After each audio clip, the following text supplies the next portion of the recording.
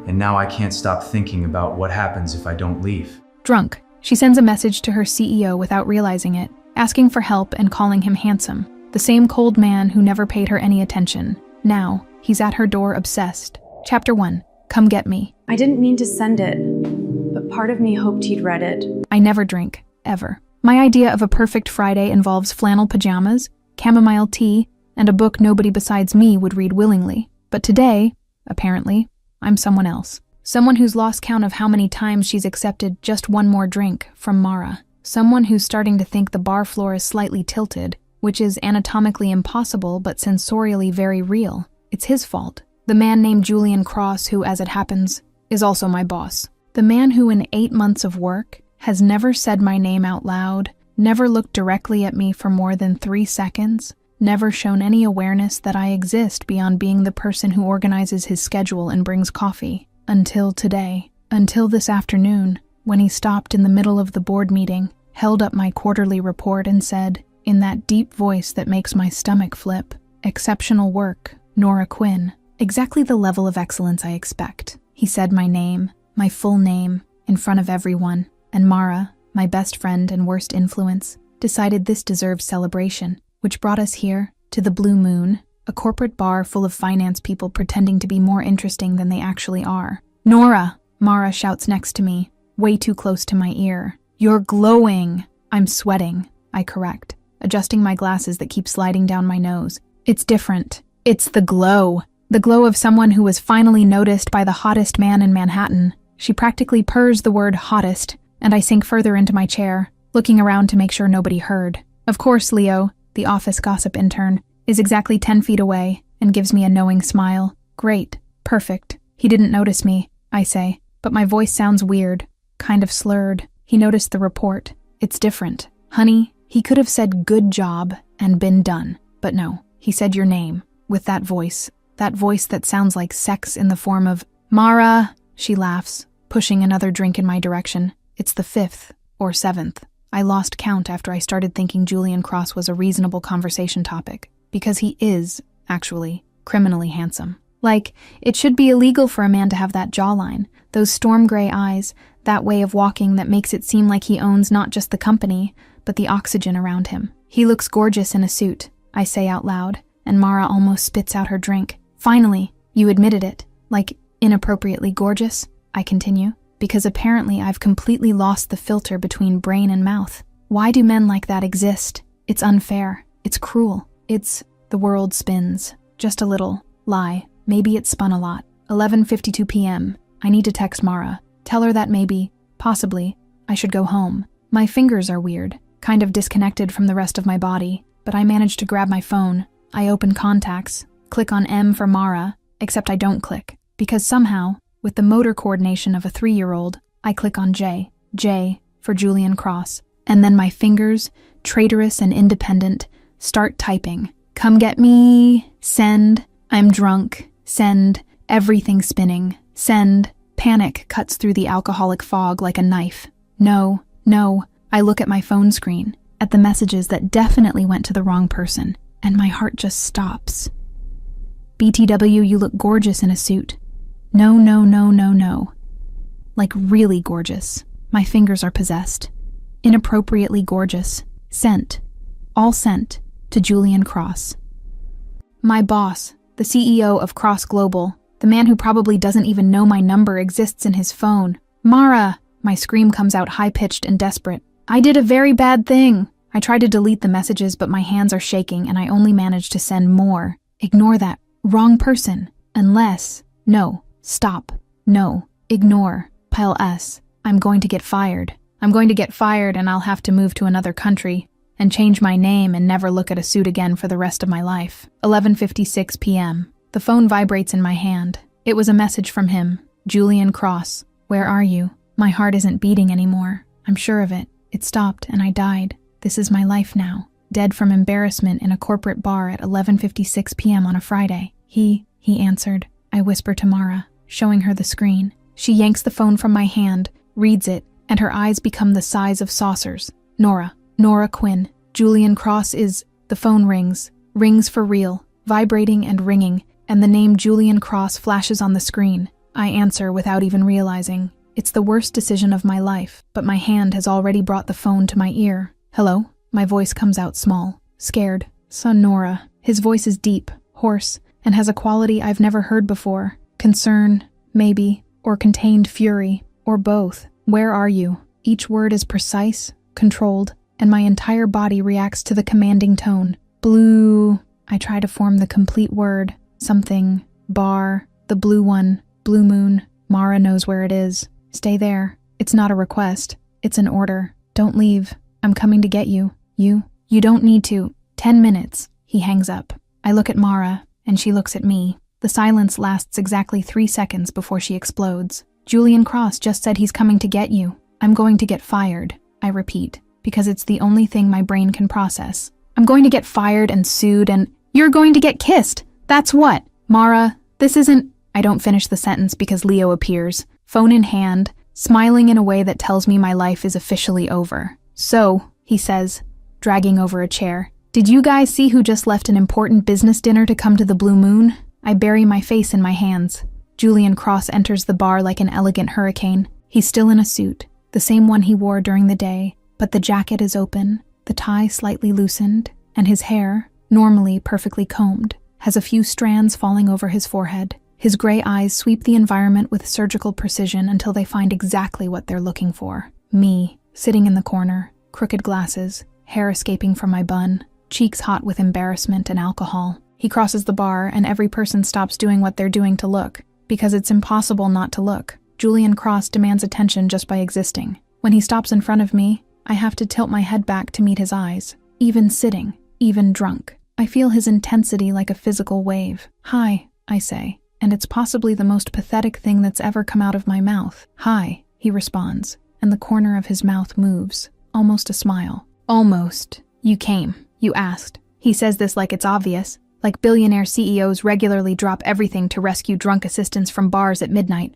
I didn't mean to. I wanted... A sob escapes. Perfect. Add sobbing to the list of humiliations. Mara. I was texting Mara. His mouth moves again. Definitely a smile now. Small but real. You tell Mara she looks gorgeous in a suit. I want to die. Want the floor to open up and swallow me whole. I cover my face with my hands. Oh my God. Mr. Cross! Mara appears out of nowhere, way too animated for someone who should be helping with my crisis. Wow. Hi. You're real. And here, for Nora. He doesn't even look at her. His eyes remain fixed on me. Can you walk? I consider the question seriously. My feet exist, theoretically. Probably. I try to stand to prove my point. My knees immediately disagree and I stumble. Firm hands catch me by the waist, stabilizing, warming through the thin fabric of my blouse. That's a no, Julian says, and then, simply, picks me up, arm under my knees, another on my back, lifting me like I weigh absolutely nothing. I can walk, I protest,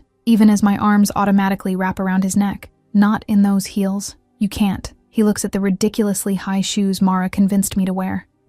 Look, okay, they're ridiculous. Mara picked them. He carries me out of the bar. People stare, take pictures. Leo definitely takes a picture. I hide my face in his chest, feeling the soft fabric of the suit, his scent, something expensive and masculine that makes my head spin more than the alcohol. The car is black, gleaming, and screams money. The driver opens the back door, eyes wide seeing the boss's extra cargo. Julian places me gently on the seat, gets in beside me, and the car moves in silence. Your car smells expensive, I say, because apparently I can't stay quiet.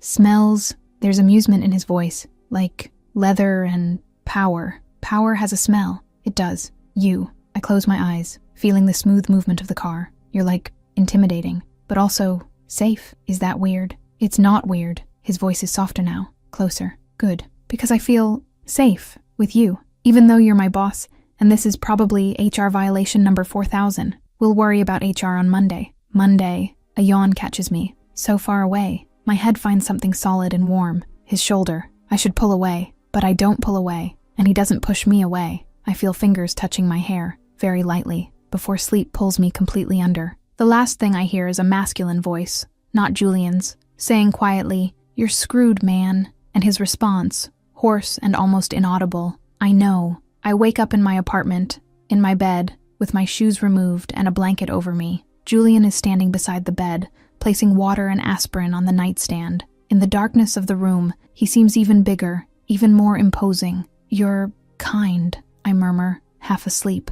"I'm not." He says this with conviction. "You are. You came. You asked." I force my eyes to open a little more. "Would you come if anyone asked?" He stops, looks at me, and for a long, tense moment, charged with something I can't name, the silence pulses between us. "No," he finally answers, voice low, almost dangerous. I smile, or try to, before sinking back into the pillow. I hear his footsteps moving away, the door closing softly, the lock being set from outside, and then, from the hallway, muffled voices. "So, that happened. Not a word, Owen." "Oh, I'm telling everyone." I close my eyes and let sleep take me, knowing that Monday is going to be absolutely impossible, because it will be. I'm going to have to face Julian Cross, and he's going to know exactly what I think about how he looks in a suit. Chapter 2. Morning Mortification. If he remembers last night, I might not survive this morning. The headache isn't just a headache. It's divine punishment. It's karma in physical form. It's the universe reminding me that bad decisions have consequences, and I made approximately 7 bad decisions last night, all served in glasses with ice and decorative umbrellas. Not that I remember the umbrellas, but Mara took pictures so the evidence exists and will haunt me forever. I open my eyes slowly, very slowly, because morning light is a personal attack, and my bedroom ceiling is exactly where it should be, except it shouldn't be because the last thing I remember is being in a car that smelled like power and leather, and the memories come back in violent flashes and I groan loudly, pulling the pillow over my face as if that could erase reality. "Come get me." "No, you look gorgeous in a suit." "No, no, no. Inappropriately gorgeous. Please let this be a nightmare. Please let me still be sleeping. Please let..." Julian showed up. Julian carried me in his arms in a bridal style. I said he smelled like power. I scream into the pillow, a muffled, high-pitched scream of pure mortification. And that's when I see the nightstand, and the items that definitely weren't there yesterday. Water in a glass I recognize as mine, but that I certainly didn't fill. 2 aspirin tablets still in the package, and a folded piece of paper with the most perfect and masculine handwriting I've ever seen in my life. I pick up the note with trembling hands and read, "Drink the water. Take the aspirin. See you at 9. J. Julian. Julian Cross was in my apartment, in my room, put me in bed, left water and medicine, and a note like this was normal. Like billionaire CEOs regularly take care of pathetic assistants who send drunk texts at 11:52 on a Friday night. I take the aspirin because my head is literally throbbing and because he told me to. And apparently I obey his orders even in a state of terminal hangover. Drink all the water, and grab my phone, which is miraculously charging in the outlet beside the bed. Which means someone, him, plugged in the charger, took care of that too, and I want to die just thinking about it. I open the group Corporate Survivors that I created with Mara and Leo in a moment of weakness 3 months ago. Me, sent drunk text to my boss. The response is instant, which means Mara was waiting, probably awake since 5 in the morning just for this moment. Mara, you texted Julian Cross. Mara, and he came to get you. Mara, and carried you. Mara, like a dime store romance. Leo, I have photos. My heart stops. Me, delete them. Leo, already printed and framed one for my desk. I'm moving to Alaska. Mara, honey, you're not going anywhere because you have to go to work in 2 hours and face the man who carried you in his arms yesterday. Leo, and who probably put you in bed, Leo, and left a note me. How do you know about the note? Leo, I know everything. Nora, I am the all-seeing eye. Mara, he stayed at the bar until midnight collecting witness statements. I drop the phone and stare at the ceiling, doing quick mental calculations about how many bus hours are needed to get to Canada, and whether I can survive as a hermit in a forest cabin without ever having to look Julian Cross in the eyes again and see that he knows exactly what I think of him in a suit.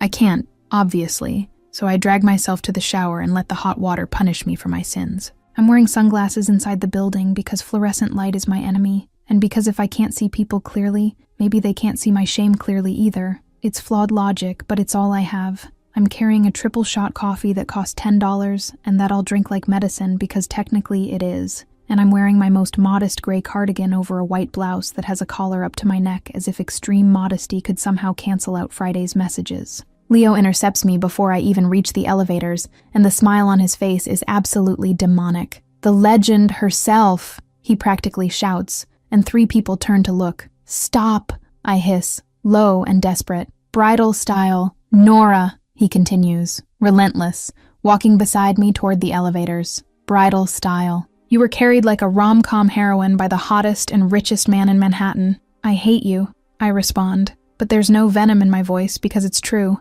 Everything he's saying is horrible documented truth. Julian's been here since 7, Leo says. And this makes me stop in the middle of the lobby. And he's in a good mood.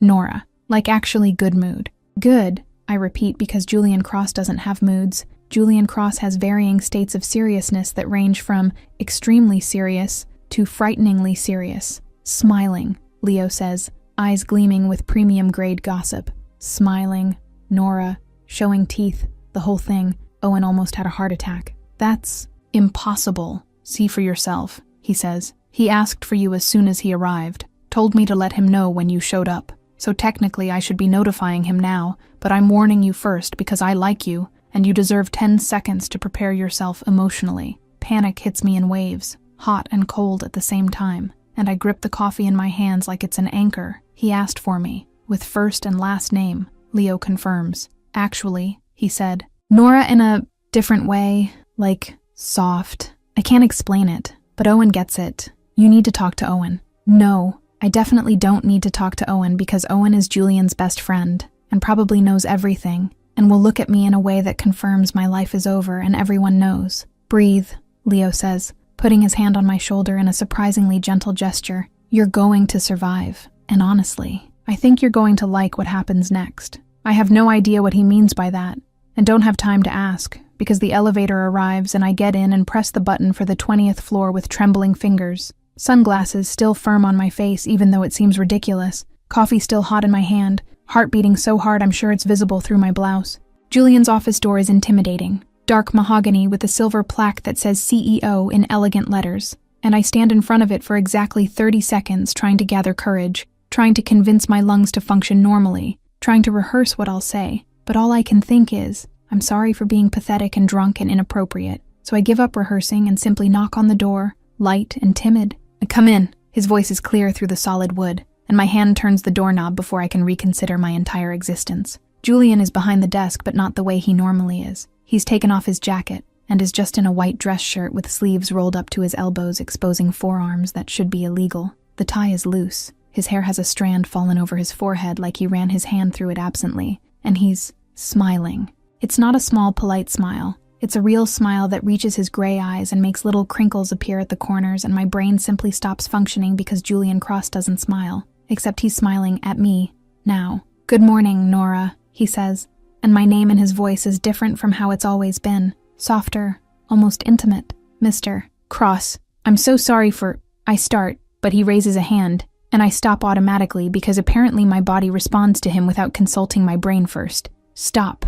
But how's your head? He asks, and the genuine concern in his voice completely disarms me. Horrible, I answer honestly, because lying seems impossible when he's looking like that. Did the aspirin help? Yes, thank you.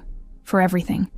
For coming to get me and taking me home and for not letting me sleep on the street or wherever I would have ended up if... Nora, he interrupts again and stands up.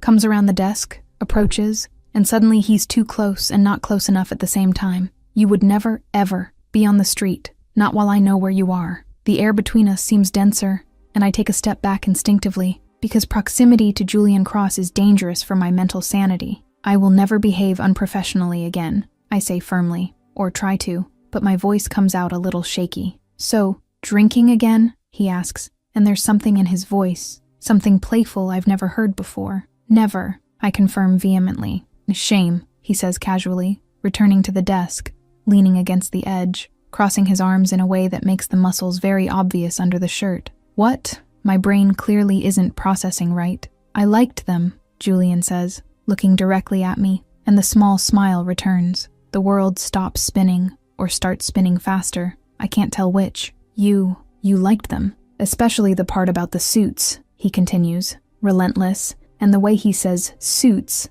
has a weight it shouldn't have, a suggestion that makes my face heat instantly. Inappropriately gorgeous was particularly descriptive. I'm going to resign, I announce because it's clearly the only rational solution. He laughs, a real short laugh that resonates in his chest. You're not. I have to. This is completely forgotten, he interrupts. If you want. Pause. Heavy silence. His eyes on mine. Or, he continues, voice lower now, more dangerous. We can talk about it. Talk about what? My heart is racing in a way that has nothing to do with the hangover. Why you texted me, Julian says, pushing off the desk, taking a step toward me. Not Mara. It was an accident, I practically shout. Defensive. Was it? He asks, and there's a challenge in his eyes that makes something in my stomach tighten. Yes. Okay, he says simply, but the way he says it suggests he doesn't believe it one bit. And then he goes back behind the desk, picks up a folder, and adds almost casually, but for the record. He stops, looks at me again. You look beautiful too. The world freezes. What? Is literally all I can say. Not in a suit, Julian continues, returning his attention to the papers, as if he hadn't just completely destroyed my reality. You don't wear suits, but those, he makes a vague gesture with his hand. Little cardigans you like. He noticed the cardigans. Julian Cross, CEO of Cross Global, a man who has dozens of employees and millions of dollars to manage, specifically noticed the clothes I wear. He looks up again, and the way he examines me makes me feel exposed, even fully clothed. Distracting. I can't breathe. Literally forgot how. And he smiles again, small and devastating. Meeting in 20 minutes, he says, voice back to professional tone but with a layer underneath that wasn't there before. Bring coffee, pause, and maybe the sunglasses. Looks like you need them. It's pure provocation and my face is on fire, and I leave the office without saying anything, because speaking requires brain capacity that has completely abandoned my body. I'm carrying documents Julian asked for when I hear her voice before I see her. A crystalline feminine voice that cuts through the air like sharp glass. Julian, darling, we need to talk about the charity event. Isabelle Laurent, Julian's ex-fiancée, heiress to some European fortune, owner of legs that seem to never end, and a face that belongs on magazine covers. She's standing in the hallway wearing a red dress that probably costs more than my annual salary. Blonde hair perfectly waved falling over her shoulders, and when she sees me approaching with my stack of papers and my gray cardigan, she simply stops. Her eyes, blue and icy, scan me from head to toe in less than 2 seconds,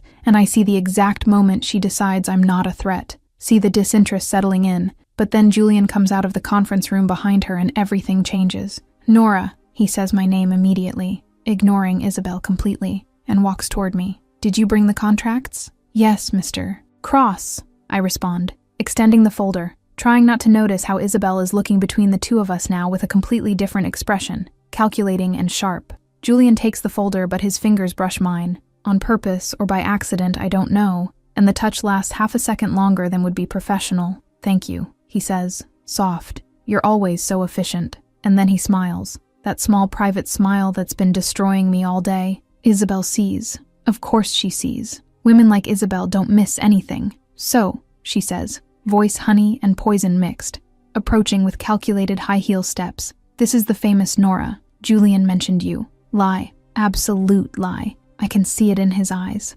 Isabel, Julian says, warning tone, but she ignores me and extends her hand with perfectly manicured nails. Isabelle Laurent, she introduces herself even though I know exactly who she is because everyone in the office knows. It's a pleasure to meet the person who keeps Julian so organized. The word organized sounds like an insult wrapped in silk. I shake her hand briefly. The pleasure is mine, Ms. Laurent. Isabel, please, she insists, but she's still examining me, eyes fixed on my cardigan, on my glasses, on my hair pulled back in a simple bun, and I see when she reaches her conclusion, see the exact moment she decides that Julian and I is impossible.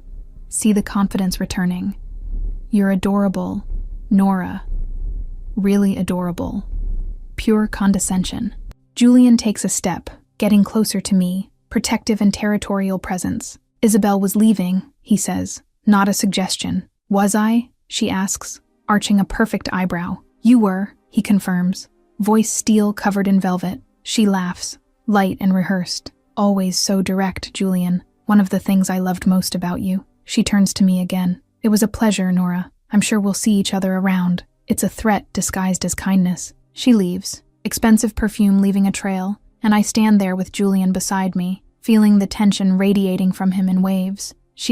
I start, but don't know how to finish. Past, Julian says firmly, turning to look at me directly. Completely past, but the way Isabel looked at us, the way she smiled before leaving, tells me she doesn't believe that one bit.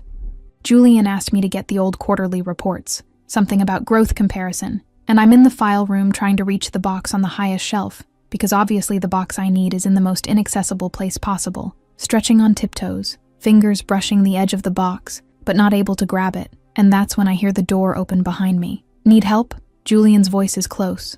Closer than it should be. I turn too fast, foot slipping in the low heel I'm wearing, balance completely lost, and I start to fall. But firm hands catch me by the waist, pull me, and suddenly I'm pressed against his chest, my hands braced on his shoulders to stabilize myself, our faces inches apart, too close, way too close, but not close enough. I freeze completely, unable to move or breathe or think, can only feel his warmth through the layers of clothing, the scent of masculine cologne and something that's just him, the firmness of his hands on my waist holding me like I'm precious and fragile at the same time. You need to stop stumbling, Julian says, voice hoarse and low, but he doesn't let go, doesn't step away, and his eyes are on mine, stormy gray and too intense. And I don't stumble. I respond automatically, but my voice comes out whispered and with no conviction whatsoever. You just appear suddenly and startle me. I startle you? He asks, and there's something dangerous in the way he says it, a challenge, and one of his hands moves from my waist to my face, fingers brushing my cheek, tucking away a strand of hair that escaped from my bun. I should say yes, should confirm that he startles me, that everything about him startles me. The power, the intensity, the way he looks at me like I'm the only person in the world, but what comes out of my mouth is completely different, not the way you're thinking. And what way am I thinking? Julian asks, thumb now tracing the line of my jaw in a movement so slow and deliberate it makes my stomach tighten. Like, fear, I managed to say, even though every cell in my body is screaming things very different from fear. You don't scare me. You make me feel something else. His eyes darken, focus dropping to my mouth for a second before returning. What something else? I don't know how to answer. Don't know how to put into words the way my heart races when he's near, the way my skin tingles when he touches me, the way I completely lose the ability to think straight when he looks at me like this. So I don't answer with words, just stay there, looking back, breathing accelerated, lips parted.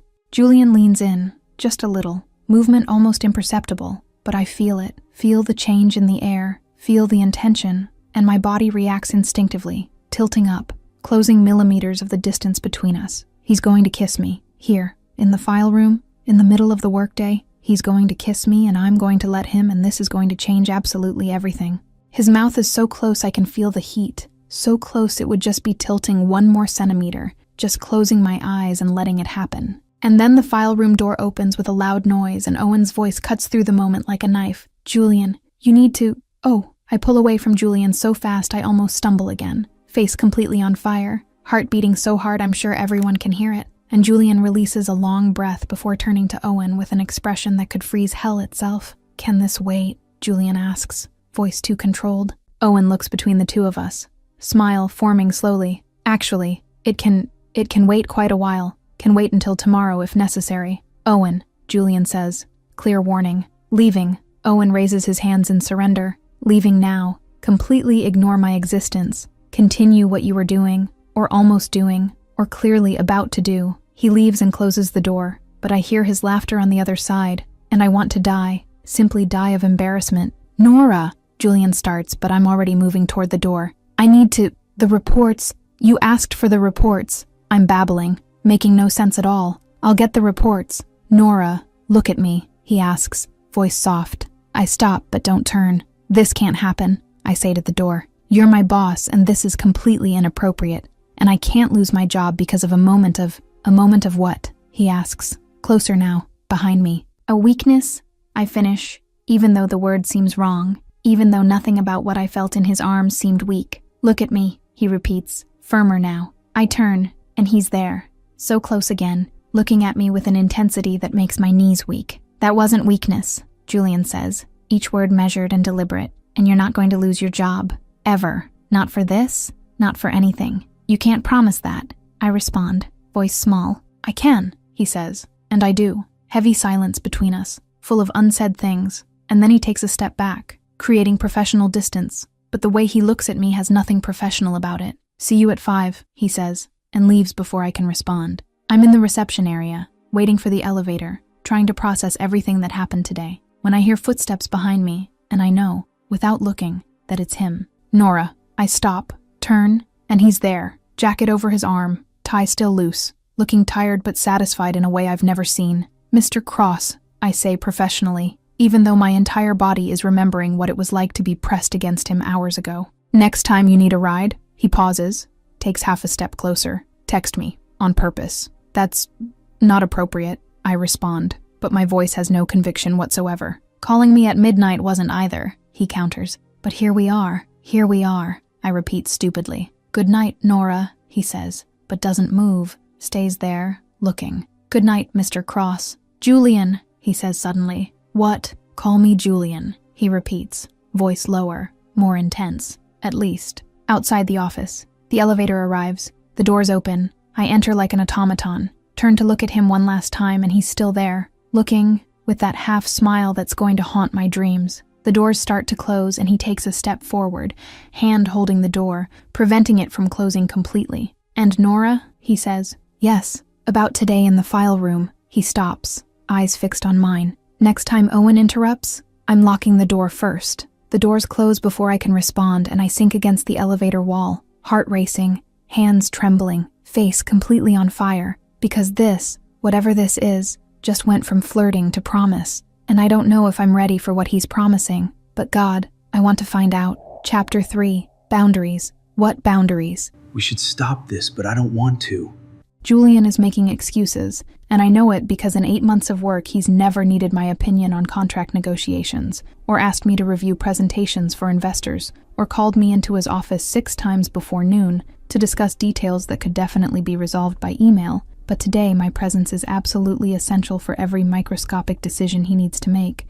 And honestly, I should be irritated, but I'm not, because every time I walk in here he looks at me in that way that makes my stomach flip. What do you think of this font? He asks, pointing at the computer screen where an extremely technical corporate presentation is open, and I look at him with a raised eyebrow because he's clearly testing how far he can go before I call him on the lie. Ariel? I respond, crossing my arms. You use Ariel in literally every presentation since I started working here. Maybe it's time to change, he says, completely serious, turning his attention back to the screen, as if the choice between Ariel and Helvetica were the most important decision of his career. Julian. I use his first name for the first time in the office, and I see his shoulders tense. You're inventing reasons to keep me here. He stops, fingers frozen over the keyboard, then turns in his chair to look at me directly. I am, he admits without any hesitation. Is it working? My heart does a strange thing in my chest, and I try to maintain professional composure, even though everything in me wants to smile like an idiot.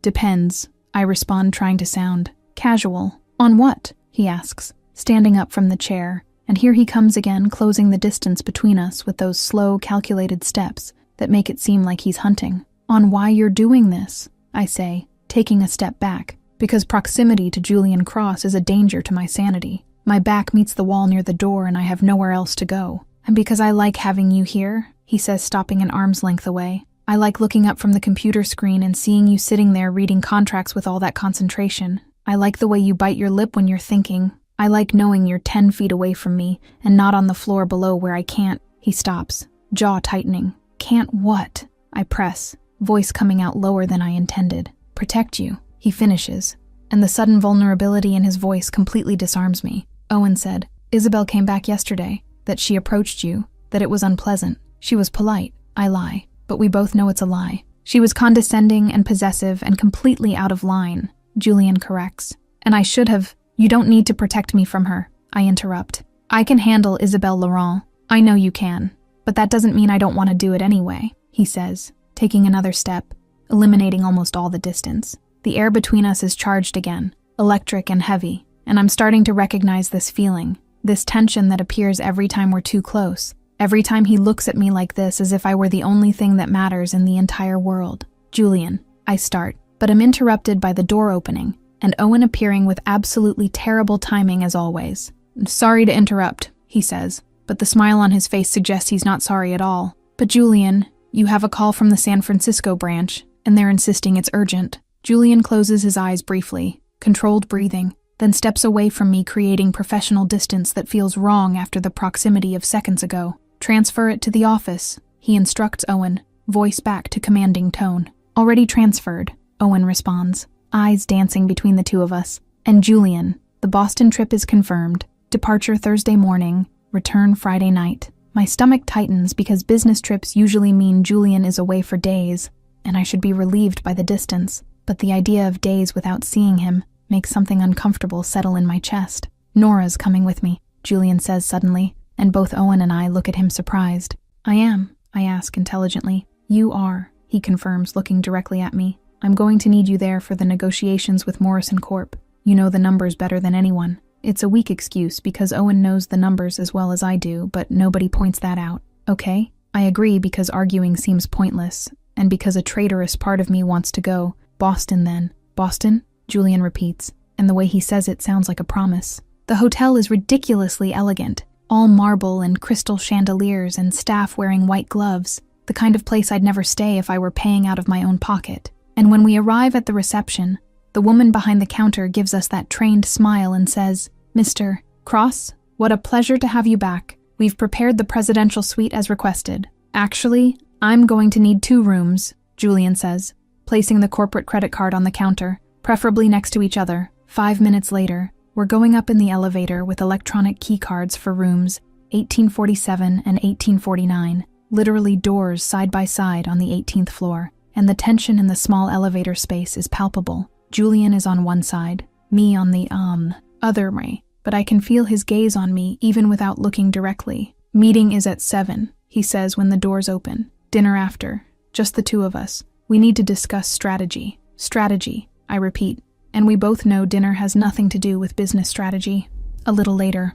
The meeting with Morrison Corp went surprisingly well, and now we're sitting in an intimate Italian restaurant on the ground floor of the hotel, corner table, low lighting, candle between us, and this feels much less like a business dinner and much more like a date. You were incredible today, Julian says, picking up his glass of red wine. The way you counter-argued the exclusivity clause was impressive. You taught me well, I respond, trying to keep my tone light, even though the way he's looking at me over the candle is doing strange things to my stomach. I didn't teach you that, he disagrees. That was all you're exceptional Nora, and not just at work. The compliment catches me off guard, and I take a sip of wine to have something to do with my hands. You're different here, I observe, more relaxed. Boston brings back good memories, he says, but something darkens in his eyes, and some bad ones. Isabel? I ask gently because I sense it's about her. It's always about her when that expression appears. He's quiet for a long moment, swirling the wine in his glass, looking at the red liquid as if it contained answers.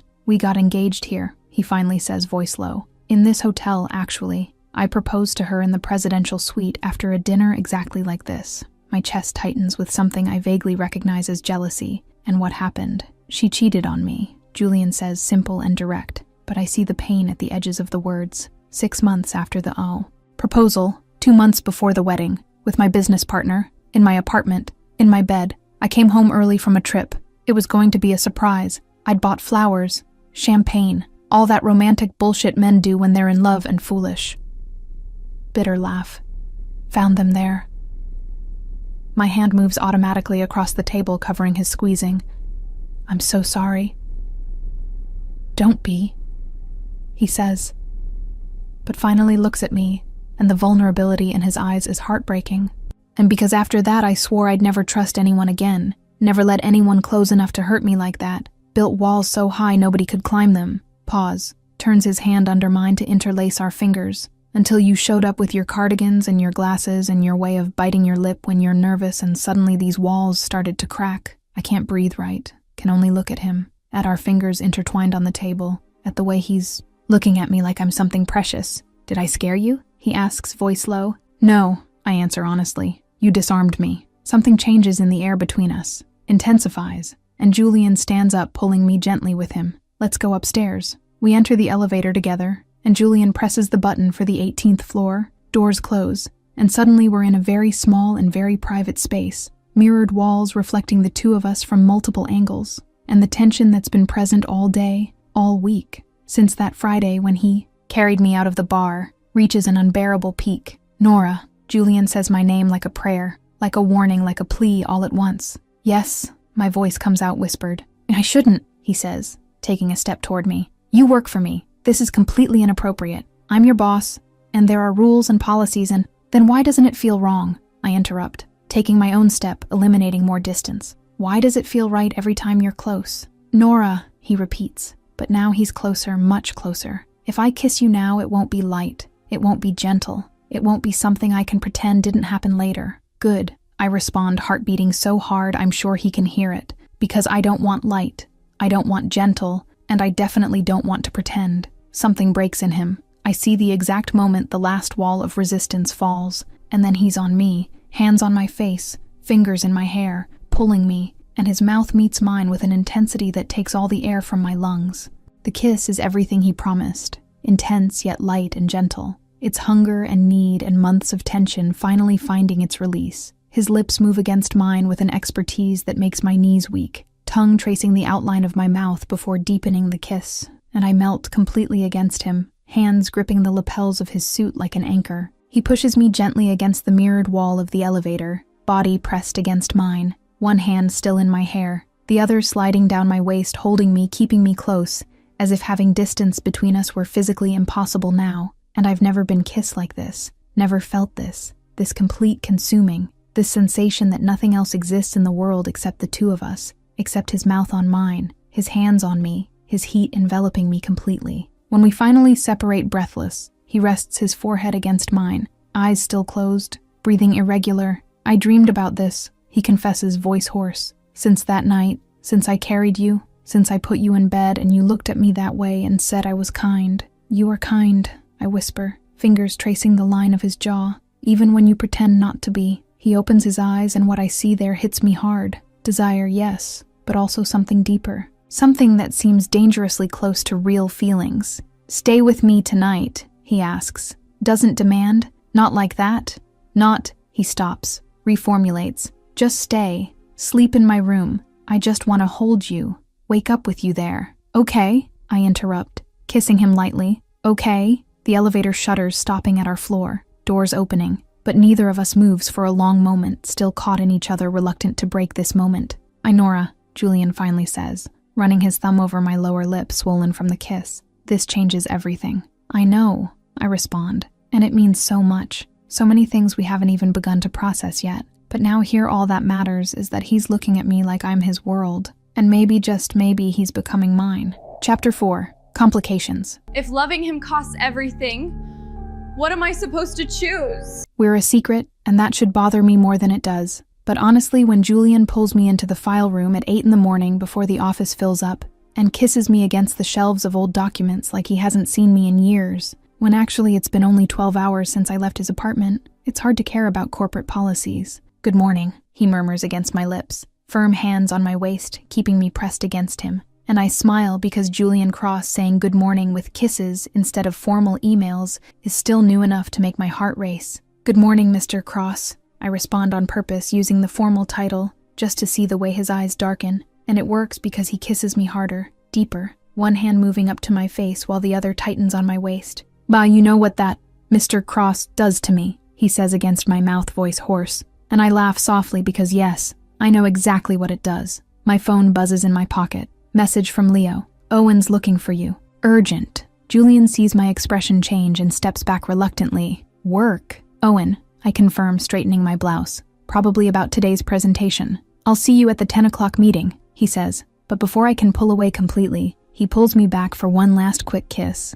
And Nora, try not to get too distracted thinking about me. Presumptuous, I accuse. But we're both smiling when I finally leave. Checking the hallway first because this, us, is a secret for now. It's just ours. The meeting is tedious. Numbers and projections I've already reviewed 3 times. But Julian is sitting at the head of the table wearing that navy suit I love.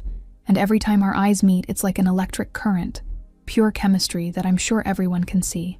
My phone vibrates discreetly under the table. Message from him even though he's 10 feet away. Stop biting your lip or I'm going to have to interrupt this meeting. I bite my lip on purpose, looking directly at him, and I see his jaw tighten. Send back. You wouldn't dare. Try me, he responds immediately. And I would have tested it if the conference room door hadn't suddenly opened, and Isabelle Laurent hadn't walked in like she owned the place, all elegance and poison wrapped in a white dress. Julian, darling, she says, ignoring the other 6 people at the table. We need to talk about Saturday's charity event. Julian doesn't even look at her, voice professional and cold. Isabelle, we're in a meeting. I know, she says, approaching, eyes sweeping everyone until they stop on me, and something changes in her expression, something calculating and dangerous. but I'm sure your assistant can note this down for you. Right, Nora? The way she says, assistant, is pure venom. Of course, Ms. Laurent. Isabel, please. She corrects, but she's examining me now, eyes too sharp. Actually, Nora, you look different,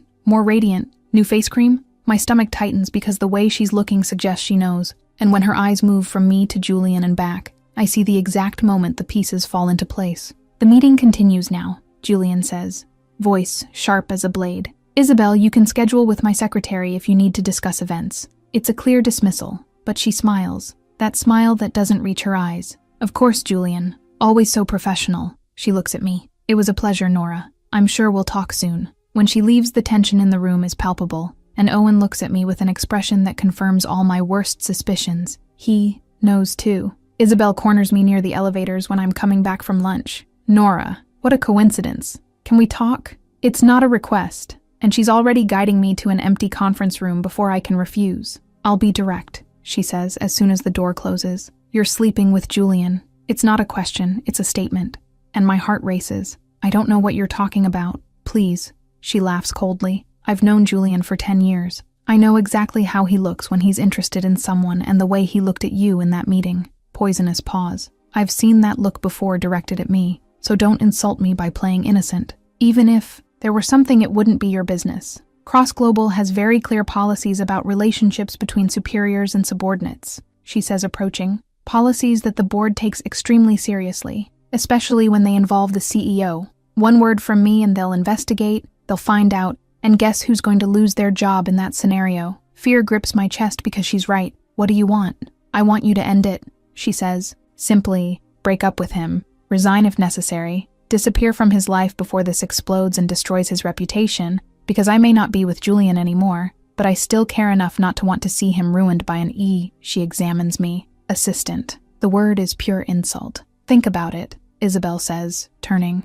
You have until Friday to decide. After that, I take it to the board. When she leaves, I sink into a chair, hands trembling, mind racing, and all I can think is that maybe she's right. Maybe this was unsustainable from the start. When I enter, he's on the phone, but immediately ends the call when he sees me. Nora, you disappeared after lunch. Isabel cornered me, I say without preamble, and I see his expression harden. What did she say? That she knows about us? That she'll take it to the board if I don't break up with you? That the company has policies and I'm going to lose my job? And the words come out in a torrent and Julian is around me in seconds, hands on my face, forcing me to look at him. Breathe, he orders gently. Breathe, Nora. Julian, I'm just the assistant, I say, and I hate how my voice comes out small and insecure. You're the CEO and this is completely unbalanced and maybe she's right. Stop, he interrupts, thumb tracing my cheek. You're not just anything. You're everything. Understand? You're everything. The words should comfort me, but they can't erase the fear. But the company,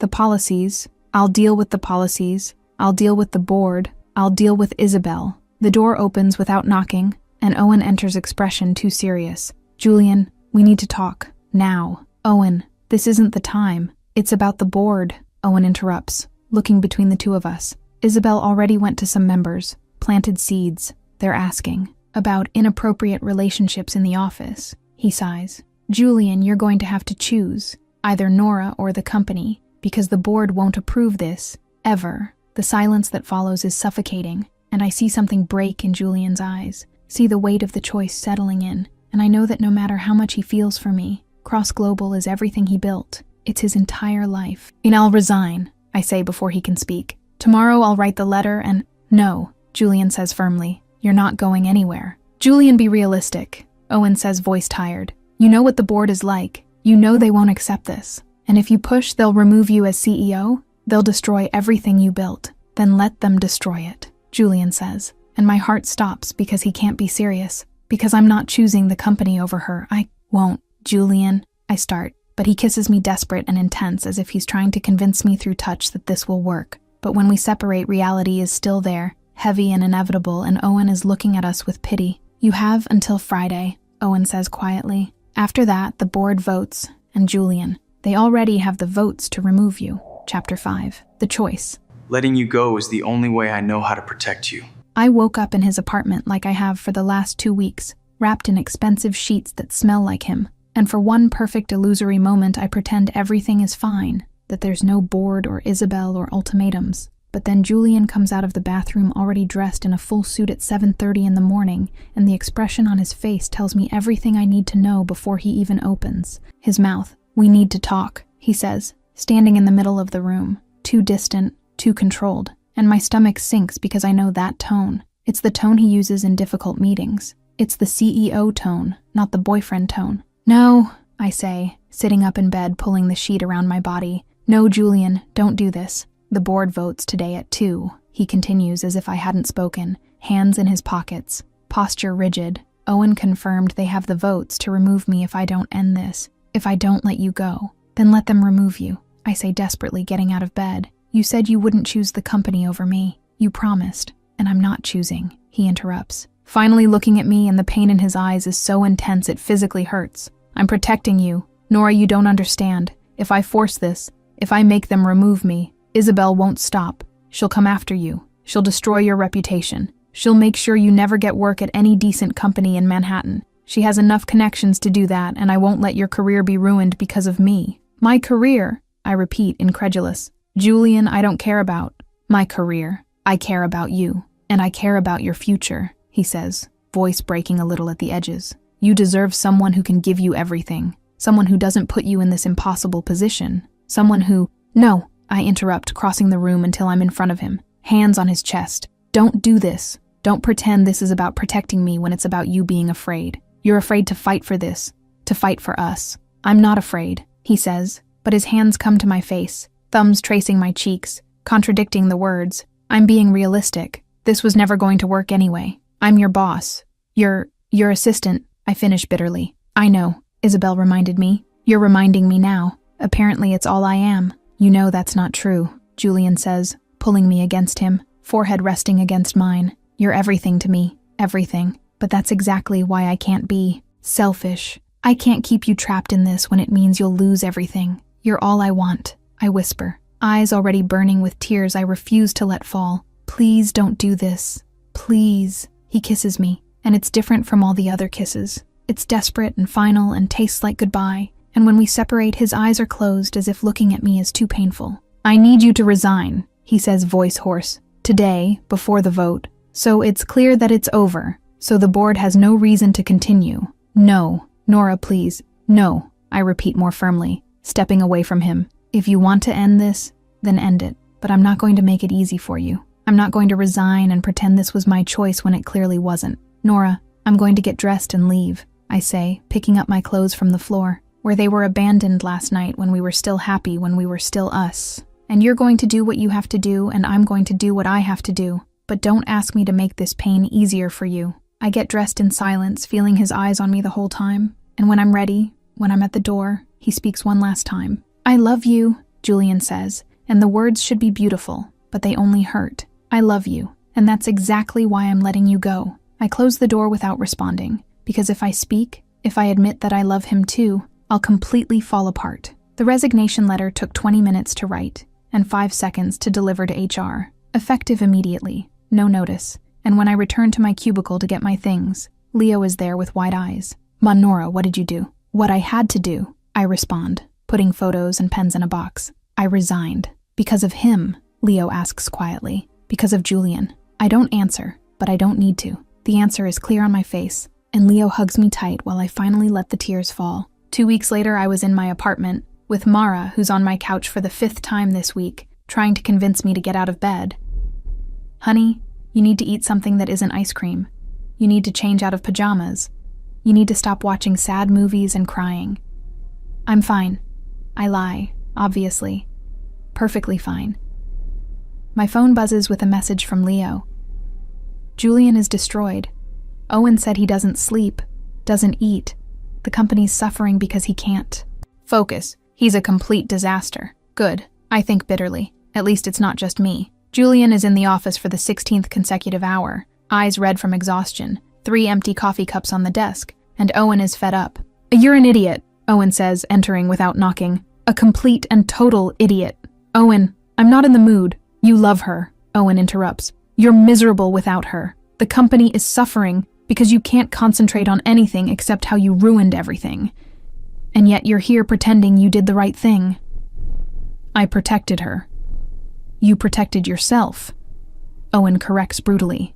You got scared and ran, and now you're both destroyed and for...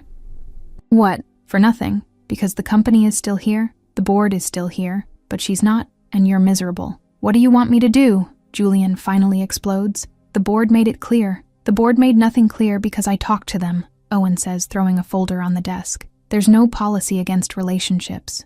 Julian, none. I checked personally in the employee handbook, in the corporate guidelines, in everything. Julian freezes. What? Isabel lied, Owen says. She made up the rule, planted fear in the board about possible scandals, but there's no actual policy. She manipulated you, and you fell for it completely. The silence that follows is absolute, and Owen sees the exact moment realization hits Julian, sees the anger, the pain, the regret, all at once. She lied. Julian repeats, voice dangerously low. She lied, Owen confirms. And you let Nora go for nothing. You destroyed both of you over a lie. Julian is already getting up, grabbing his jacket. Where is she? Probably at her apartment, hating you, Owen responds. But Julian, it's going to take more than apologies to fix this. I know, Julian says already at the door, but I'm going to try. I'll beg if I have to, because I can't live like this. I can't live without her. Chapter 6. Come get me. I lost you once. I'm not making that mistake again. Reprise. The rain started at 7 and hasn't stopped since. That kind of storm that makes Manhattan look gray and desolate. And I'm on the couch wrapped in blankets watching the same romantic comedy for the 3rd time this week, because apparently I'm a masochist and like to remind myself that happy endings exist for everyone except me. Mara left an hour ago after making me promise I'd shower and eat something real. Promises I'm obviously not going to keep because changing out of pajamas requires energy I simply don't have, and I'm considering ordering Chinese food for the 4th time this week when I hear loud knocking on the door, insistent and urgent. My heart does that stupid thing where it races because for one irrational second, I think it might be him. But obviously it's not because Julian made it very clear 2 weeks ago that protecting me meant letting me go. So it's probably Mara who forgot something, or Leo coming to force me to leave the house. I open the door and freeze completely because it's him. Julian Cross standing in my building's hallway, soaking wet from head to toe, hair dripping water, suit completely ruined, and he's breathless as if he ran here. Nora, he says my name like a prayer, and I should slam the door in his face, should scream, should do anything except stand here staring at him like an idiot. What are you doing here? I managed to ask, voice coming out weaker than I intended. I'm an idiot, he says directly. No beating around the bush. A complete and total idiot, and I need you to forgive me. Julian, she lied. He interrupts, taking a step forward. Water dripping on the hallway floor. Isabel lied. There's no policy, no rule against relationships. She made it all up and I believed it and let you go, and it was the biggest mistake of my life. The words take a second to process, and when they do, the anger comes in waves. You let me go. And I practically scream. You broke up with me. You made me resign. You made me believe I wasn't enough, and now you show up here soaking wet telling me it was all a lie. I know, he says, and the pain in his voice is palpable. I know, and I have no excuse. I was afraid to fight, afraid to risk everything for you, and I ended up losing the only thing that really mattered.